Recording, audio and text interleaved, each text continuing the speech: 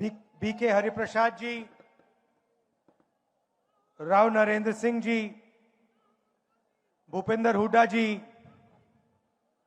ब्रिजेंद्र सिंह जी, रणदीप सुरजेवाला जी, उदय भान जी, स्टेज पे कांग्रेस पार्टी के वरिष्ठ नेता, भाइयों और बहनों, कांग्रेस के हमारे बब्बर शेरों, आप सबका यहां बहुत बहुत स्वागत, नमस्कार।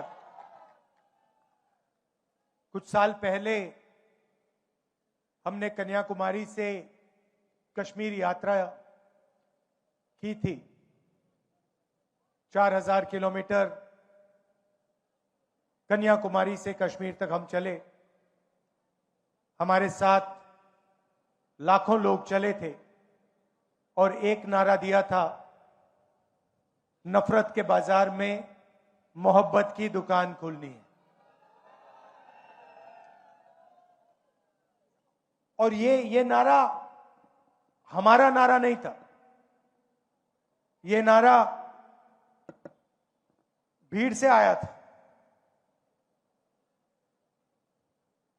मगर देश को इस नारे की जरूरत थी और अभी भी इस देश को इस नारे की जरूरत है। तो मैं आपको बधाई देता हूं, कि आप आइए, आपको बधाई देता हूं कि आपने उसी प्रकार हरियाणा में ये यात्रा की, जनता के बीच में गए, हरियाणा की सड़कों पे चले और आपको इस यात्रा से बहुत फायदा होगा, क्योंकि आपको हरियाणा का जो पल्स है वो आपने लोगों से सुनकर समझा है। और मेरी सोच है कि कांग्रेस पार्टी में हर प्रदेश में जो हमारे युवा नेता हैं, उन सबको इस प्रकार से जनता के बीच में यात्रा करनी चाहिए। सीखने को मिलता है, लोग जुड़ते हैं, राजनीतिक समझ बढ़ती है। और हर यात्रा का, चाहे कितनी भी छोटी हो कितनी भी बड़ी हो, यात्रा की हिंदुस्तान में यात्रा का ट्रेडिशन है। तो यात्रा का जनता को और जो यात्रा करते हैं उनको फायदा होता है। देखिए, हरियाणा के बारे में आप मुझसे अच्छा जानते हो। यहां का चुनाव बीजेपी ने चोरी किया। मध्य प्रदेश, हरियाणा, महाराष्ट्र, अब बंगाल, असम, इन्होंने सिस्टम बना लिया है चुनाव चोरी करने का। लाखों नाम काट देते हैं, लाखों नए नाम जोड़ देते हैं। इलेक्शन कमीशन इनके कंट्रोल में है, ब्यूरोक्रेसी इनके कंट्रोल में है और ये सोचते हैं कि इनका राज अब रुक नहीं सकता।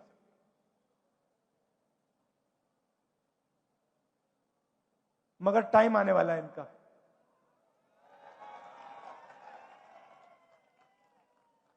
आप देख लेना, इनका टाइम आने वाला है। क्योंकि जनता को यह बात समझ आ गई है कि नरेंद्र मोदी जी, अमित शाह जी देश को बेचने का काम करते हैं। Airport, ports, infrastructure, power plant, अब निकोबार आइलैंड में पूरा का पूरा वहां पे बेच रहे हैं अदानी जी को। तो जनता को बात समझ आ गई है, इलेक्शन चोरी होता है और फिर आपका धन आपसे छीना जाता है, अदानी अंबानी को पकड़ाया जाता है। मैंने आपसे पूछा कि हरियाणा में सबसे बड़े मुद्दे कौन से हैं। आप हजारों किलोमीटर चले हो और आपने कहा कि हरियाणा में सबसे बड़ा मुद्दा बेरोजगारी का मुद्दा है। और ये सिर्फ हरियाणा की बात नहीं है, पूरे देश में बेरोजगारी फैल गई है। युवाओं को रोजगार नहीं मिल सकता है, डिग्री मिल जाती है, प्राइवेट यूनिवर्सिटी में कॉलेज में डिग्री मिल जाती है, मगर फिर रोजगार नहीं मिल सकता। छोटी industry, small medium size industry सारी की सारी बंद हो गई। सीधा सा मॉडल है, अदानी अंबानी जी को देश का धन दिया जाता है और चाइना का माल हिंदुस्तान में बेचा जाता है। युवाओं को इंस्टाग्राम, सोशल मीडिया, इसका नशा दिया जाता है। और अगर आप सबूत चाहते हैं कि नरेंद्र मोदी कंट्रोल में है, तो मैं आपको अभी सबूत दे देता हूं। कुछ दिन पहले यूएस इंडिया डील हुई, आपने देखा आपने? यूएस डील में हिंदुस्तान ने अमेरिका को क्या दिया और अमेरिका ने हिंदुस्तान को क्या दिया, मैं आपको बताना चाहता हूं।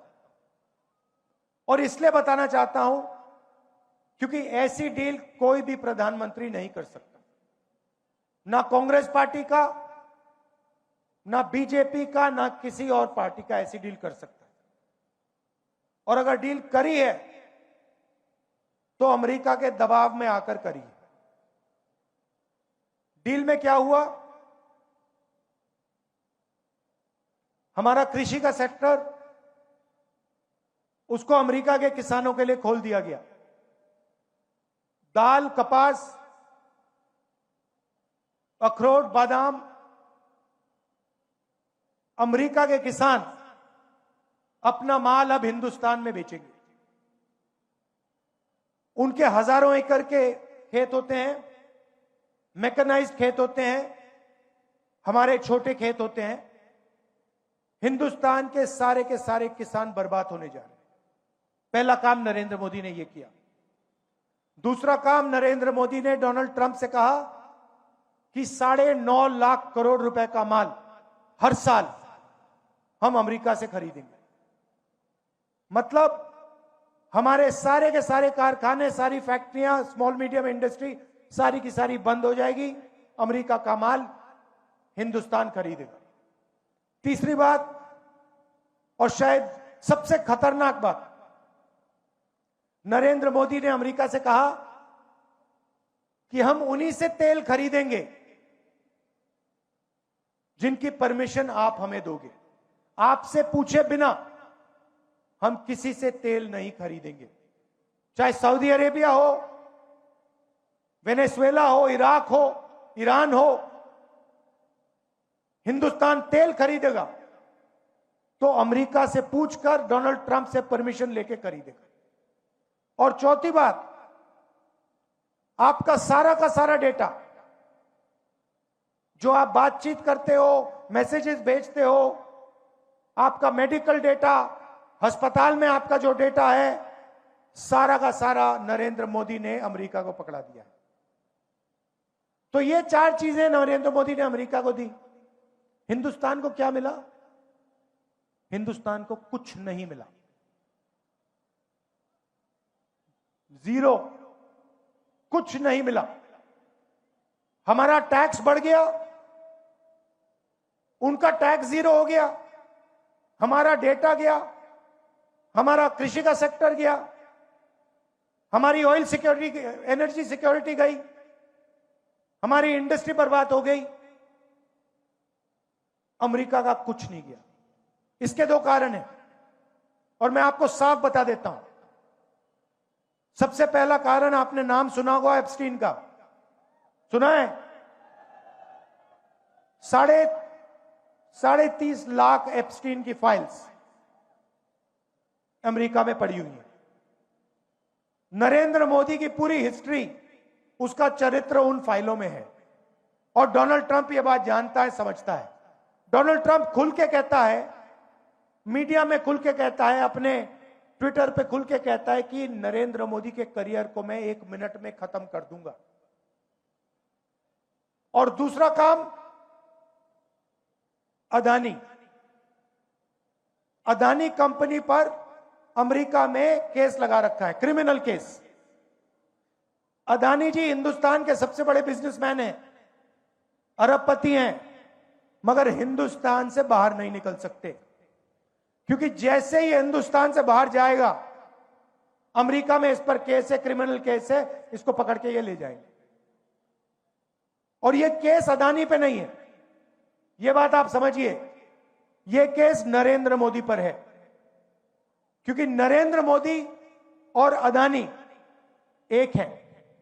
कंपनी का नाम अदानी है, कंपनी का नाम मोदानी होना चाहिए। और ये पूरा देश जानता है, पूरा देश जानता है कि बीजेपी का फाइनेंशियल सिस्टम, बीजेपी का फाइनेंशियल स्ट्रक्चर अदानी है। और ये डोनाल्ड ट्रंप को भी मालूम है, इसलिए उसने केस लगाया है और हिंदुस्तान के प्रधानमंत्री को कॉम्प्रोमाइज कर दिया है। नरेंद्र मोदी चू नहीं कर सकता है बिना डोनाल्ड ट्रंप के परमिशन लिए। डोनाल्ड ट्रंप अगर इससे कहेगा तू जंप मार, नरेंद्र मोदी जंप मारेगा। यह हिंदुस्तान की सच्चाई है। और आप लिख के ले लो, आप लिख के ले लो, ये जो नरेंद्र मोदी है, जो आज हिंदुस्तान के प्रधानमंत्री हैं, ये टिक नहीं पाएंगे, क्योंकि जनता में इतना गुस्सा है। आपको जितने इलेक्शन चोरी करने कर लो, मगर अंत में जो जनता की सच्चाई है, जनता में जो गुस्सा है, उसका सामना आपको करना पड़ेगा। और जनता डिसाइड करती है हिंदुस्तान में क्या होगा। अब देख लेना, आपने देखा, पता नहीं, मैंने भाषण किया, यूएस डील पर भाषण किया लोकसभा में, मैंने एप्स्टीन का नाम लिया,